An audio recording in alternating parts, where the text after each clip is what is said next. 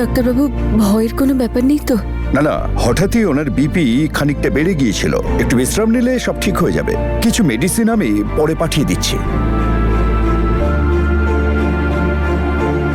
দাদু, তুমি ঠিক আছো তো?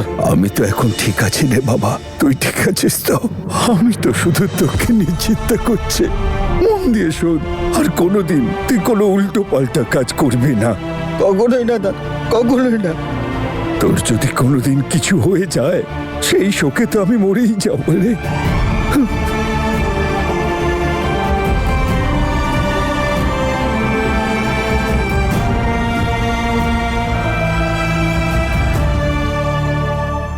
সব নষ্ট হয়ে গেল। জাসমিন কাউকে শান্তিতে থাকতে দেবে না।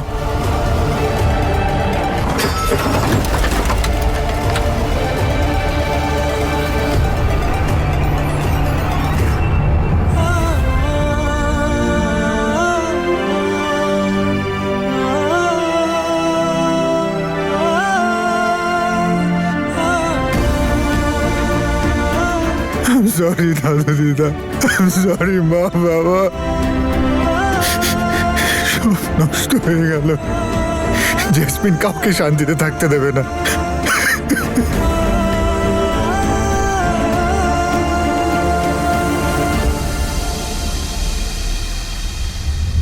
দাদা,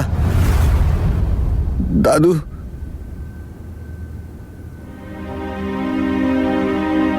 আমি জানি দাদু কি ফিল করতে পারে। ওনারও পূর্বপুরুষের সম্পদ, এই বাড়ির অর্ধেক সম্পত্তি জেসমিন নিয়ে গেল। জানিস, কিচ্ছু করতে পারলাম না, শুধু দাঁড়িয়ে দেখলাম।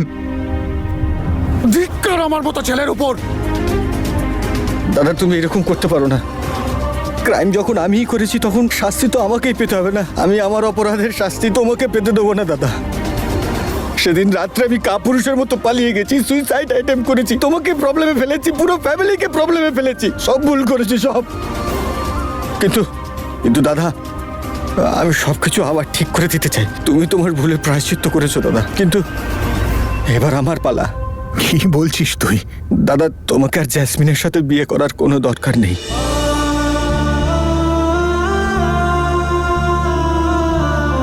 সেটা তো আমাকে করতেই হবে।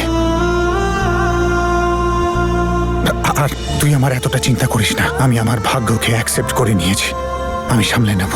না দাদা, আমি তোমাকে জেসমিনের সাথে প্রতি মুহূর্তে কষ্ট পেতে দেখতে পারবো না। অমৃত, কি বলছিস তুই?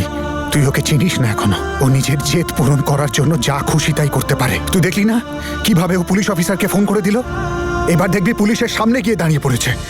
ওর কাছে ওই ভিডিওটা আছে না, সেইটার জোরে ও এই বাড়ির বউ হতে চায় এবং ওটাও হয়েই ছাড়বে। ও শুধু আমার থেকে প্রতিশোধ নিতে চায়, আমার জীবন শেষ করতে চায়। আর ও জানে যে আমি তনুকে ভালোবাসি, সেই জন্য এইসব করছে, যাতে আমি আর তনু কখনো এক না হই। তাহলে দাদা, তুমি কেন এরকম করছো? তুমি তনুদিকে তো ভালোবাসো, তাহলে তুমি ওর সঙ্গে বিয়ে করছো না কেন? বিয়ে করে কোথাও দূরে চলে যাচ্ছ না কেন? পালিয়ে যাচ্ছ না কেন? দেখ, আমি সিদ্ধান্ত নিয়ে নিয়েছি। আমি জাসমিনকে বিয়ে করছি মানে আমি করছি, আর আমি তোর কোনো কথা শুনবো না। এই সব আমার দোষ, সব আমার পাপ, আর আমার পাপের শাস্তি সবাই ভোগ করছে। তোকে, আমার পরিবারকে, তনুকে।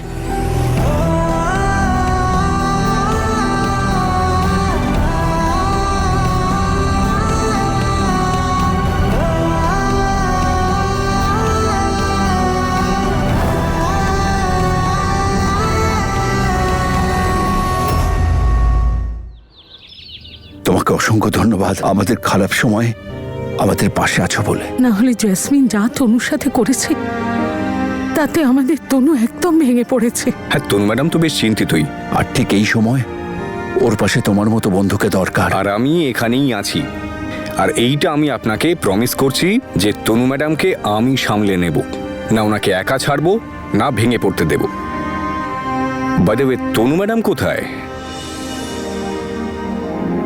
তনু জীবন হয়তো আমাদের অবসর দেয়নি, কিন্তু এই কটা মুহূর্ত দিয়েছে। এই মুহূর্তে আমরা সব দুঃখ, সব কষ্ট ভুলে গিয়ে নিজেদের স্বপ্নের জগতে বাঁচতে পারি। এই মুহূর্তগুলোর সাথে আমি নিজের গোটা জীবনটা কাটিয়ে দেব। আমার খিদে নেই, আমি পরে নিচে গিয়ে খেয়ে নেব।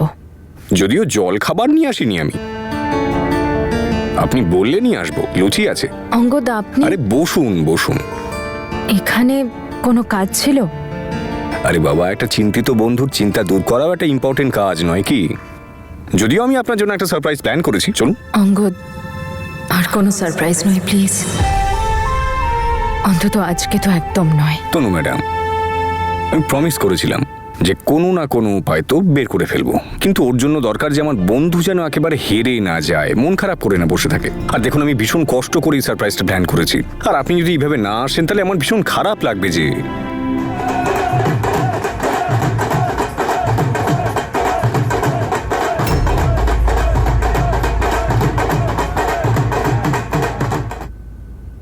আরে দাদা, এ কেমন বাড়ি সাজিয়েছেন আপনি! মানে এটা ঠিক তেমন হয়নি যেমন জ্যাসমিনের স্পেশাল বিয়েতে হওয়া উচিত।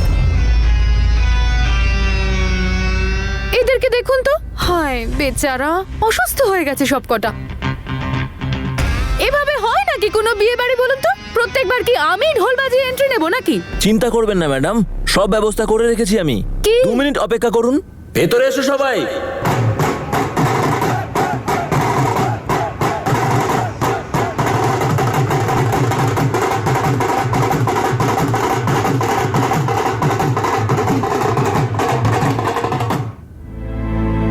চিন্তা করবেন না, সামলে নেব।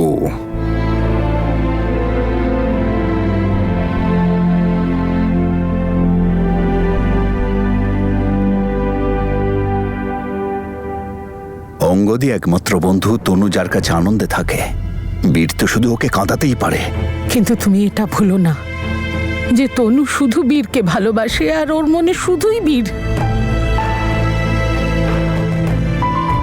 ওপরওয়ালার কাছে আমি শুধু এই প্রার্থনা করি, তনুর মনে যেন অঙ্গদ একটু জায়গা পায়, আর ওই বীরকে যেন ভুলে যায়।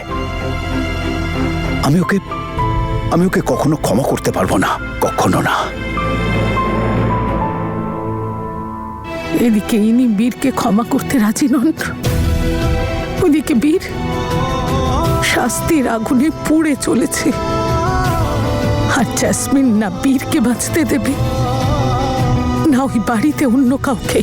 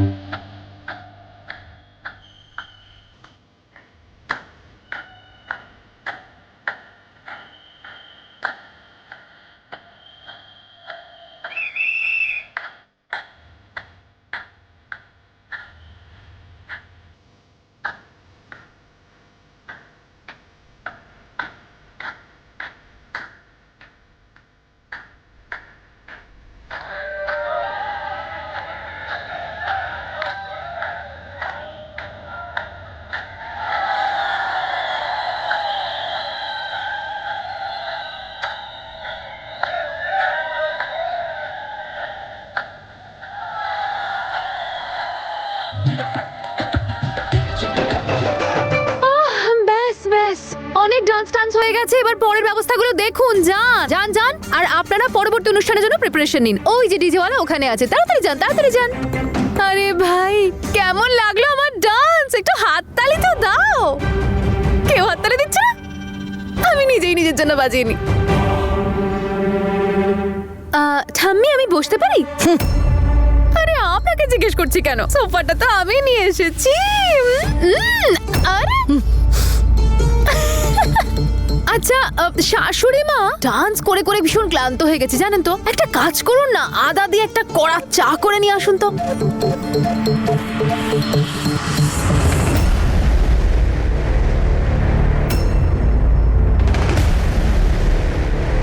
আপনি কোথায় চললেন শাশুড়ি মা? আপনি আসুন আসুন আসুন আসুন, আমার পাশে বসুন। আরে আপনি একটা কথা বলুন তো আমায়, আপনার কি বয়স এখন রান্নাঘরে গিয়ে কাজ করার? আপনার মেয়ে মাহি কবে কাজে লাগবে? আরে একে গিয়ে বলুন না চাটা করে আনতে। সারা দিন শুধু বেকার দাঁড়িয়ে দাঁড়িয়ে বাড়ির ড্রামাগুলো গিলছে। যাও বাবু, আদা দিয়ে এলাচ দিয়ে একটা কড়া চা বানিয়ে নিয়ে এসো তো দেখি। যাও যাও। এভাবে কি দেখছো? আমাকে কিছু করবে নাকি? হ্যাঁ, তুই আমার কি করবি ভিতু? যা যা, চাটা বানিয়ে নিয়ে যা। শাশুড়ি মা ওকে বোঝান না, ভবিষ্যতে তো ওকে বিয়ে করে অন্যের বাড়ি যেতে হবে, সেখানে গিয়ে কি করবে? ওখানে গিয়ে ওকে সারাদিন দাঁড়িয়ে দাঁড়িয়ে খালি নাটক দেখবে নাকি? আরে যা না বোন, যা।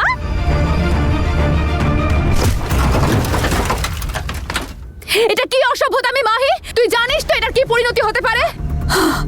ছেড়ে দাও ওকে, ক্ষমা করে দাও, আমি ঠিক করে দিচ্ছি। আমি খেতে চাই না এরকম অসভ্য মেয়ের হাতের চা।